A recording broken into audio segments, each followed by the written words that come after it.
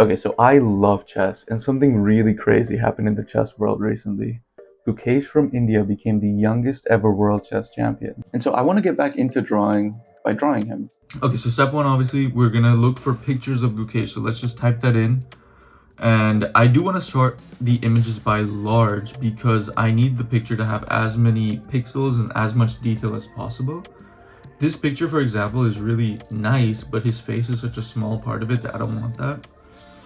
Okay, here we can see this is like a decent image. I do want to go save this. And then I want to zoom in to see if there's enough detail. I don't want the picture to not have as much detail as I'd like. And this seems good enough, so I think we can move forward with this one. So to start off, we're going to use the grid method, which essentially means we're going to draw a grid over the initial image and then recreate the grid on our piece of paper. We can then use that grid as a reference point to help us with proportions.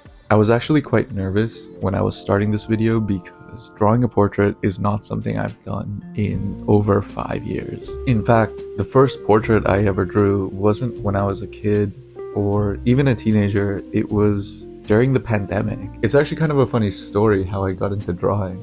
I was in university and I took this aptitude test in one of my classes because we had to. And this was an aptitude test that would tell you what career prospect would be something that would be a good fit. And the result I got was working with your hands. I think I had just turned 20 at the time, and I actually know how I would have reacted if I got that result at 15 or 16. I would have thought self-reported tests are incredibly unreliable.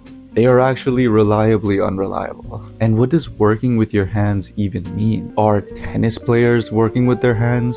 I mean, how incredibly reductive is it to group together tens of thousands of jobs into working with your hands? And I would have moved on. And the thing is, I don't disagree with my hypothetical 15-year-old self. Self-reported tests are unreliable. Categorization is almost always reductive. And aptitude tests just don't mean a whole lot. But for some reason, I'm not really sure why, I decided to just believe it. And so I picked up drawing and tattooing and a bunch of other things. And was I instantly gifted at them as foretold by this aptitude test? No, I was pretty bad and I practiced a lot. And then I got to a point where I guess I do like working with my hands. And so I guess in a weird way, drawing has shifted my perception of unfounded belief. Maybe you don't have to be right all the time. Maybe you can be wrong. Maybe you don't need to look at everything so empirically and constantly search for the truth in every situation. Maybe sometimes the best thing to do